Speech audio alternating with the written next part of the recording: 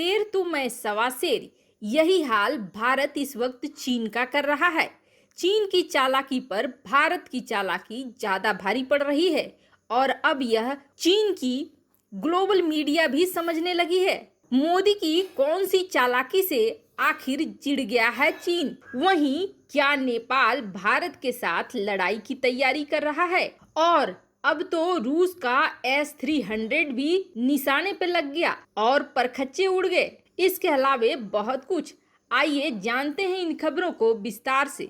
Global media वही है जिसे देखकर कभी कभी ऐसा लगता है कि चीन भारत के साथ नहीं लड़ रहा है, बल्कि ग्लोबल मीडिया ही लड़ रही है। चीन की चालाकी पर भारत की चालाकी ज्यादा भारी पड़ रही है और अब यह चीन की ग्लोबल मीडिया भी समझने लगी है।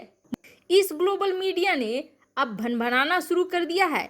वैसे ग्लोबल मीडिया को आप जिनपिंग कहेंगे तो कोई भी बड़ी बात नहीं होगी, क्योंकि वैसे भी चीन में स्वतंत्रता है नहीं और ग्लोबल मीडिया वही कहता है जो जिनपिंग कहलाना चाहता है। वैसे तो भारत धड़ाधड़ फैसले ले रहा है और अमेरिका से पहले अपने देश में चीनी एप्लीकेशनों को बैन कर रहा है, तो सरकारी टेंडरों से चीनी कंपनियों को बाहर कर रहा है। लेकिन एक बड़ा काम अभी तक भारत ने नहीं किया है और वह है हुआवे और जेटी पर प्रतिबंध। भारत ने अभी तक हुआवे और जेटी पर प्रतिबंध नहीं लगाया है, जिसकी वजह से चीन खुश होने की बजाय चिंता जाहिर कर रहा है। चीन की ग्लोबल मीडिया यह कह रही है कि भारत इस मामले में चालाकी दिखला रहा है। दरअसल चीन के हुआवे और जेटी के प्रतिद्वंदी कंपनियां भारत में 5G को लाने की तैयारी कर रही है और इन यूरोपीय कंपनियों से भारत की सरकार पैसे को कम कराना चाहती है। यही वजह है कि भारत हुआवे और जेटी को अभी तक प्रतिबंधित नहीं कर रही है और जैसे ही भारत का इन यूरोपीय कंपनियों से डील फाइनल हो जाएगी, वैसे ही भारत चीन के हुआवे और जेटी को लात मारकर बाहर कर देगी। और यह बात खुद ग्लोबल टाइम्स अपने मुंह से कह रहा है। इसका मतलब आप समझ लीजिए कि ग्लोबल टाइम्स को चीन को अपनी अर्थव्यवस्था पर कितना बड़ा झटका मिल रहा है भारत की सरकार से। दूसरी तरफ बड़ा प्रश्न उठ रहा है कि क्या नेपाल भारत के साथ लड़ाई करना चाहता है? वैसे तो बीते कुछ समय से नेपाल और भारत के बीच सीमा विवाद बढ़ता दिख रहा है।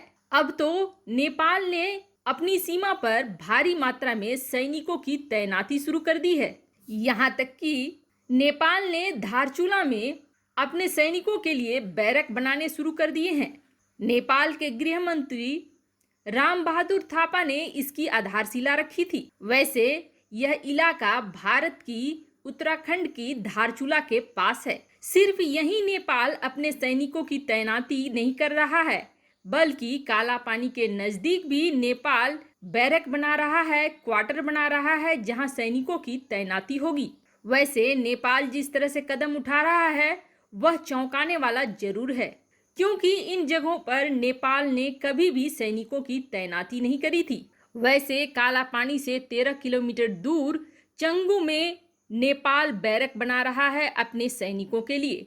वहां की मीडिया में छपी खबरों के अनुसार भारत से लगती अपनी सीमा पर नेपाल बहुत ज़्यादा सैनिकों की तैनाती करना चाहता है, जिसकी वजह से सैनिकों के भर्ती का आयोजन भी चल रहा है।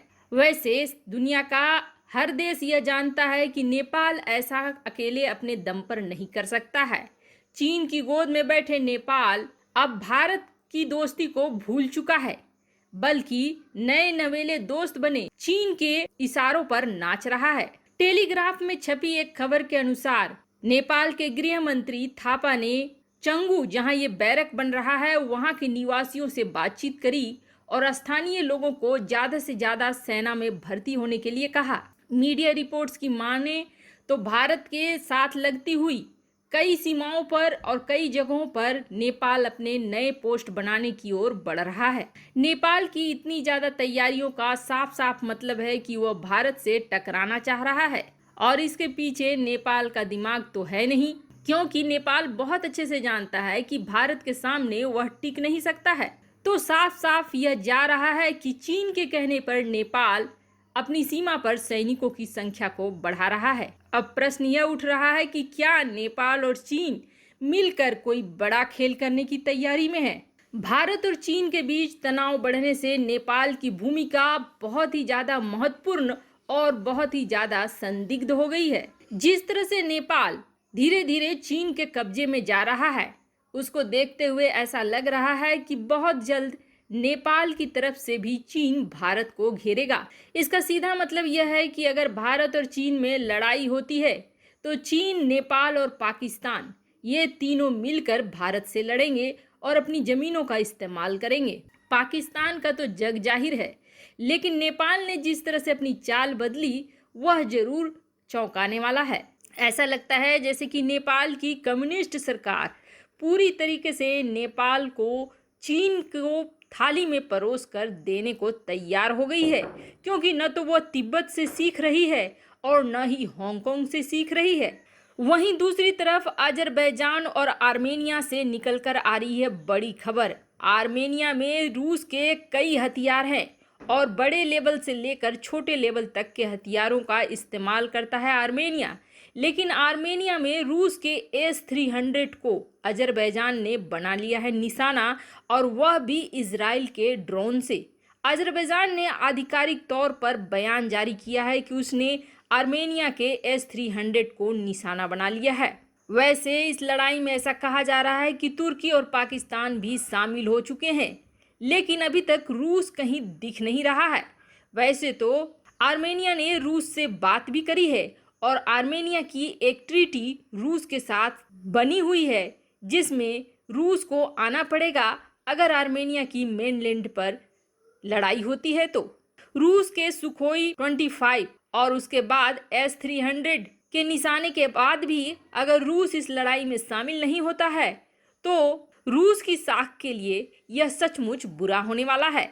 आपको क्या लगता है, चीन और भारत में अगर लड़ाई होती है तो क्या नेपाल, पाकिस्तान, चीन तीनों मिलकर भारत पर हमला कर सकते हैं? कमेंट कर अपनी राय जरूर बताएं। साथ ही साथ चैनल पर अगर नए हैं तो चैनल को सब्सक्राइब करें, बेल आइकन को प्रेस करना न भूलें, वीडियो को लाइक और शेयर जरूर करें। मिलते हैं अगले वीडियो में नई न्यूज के साथ।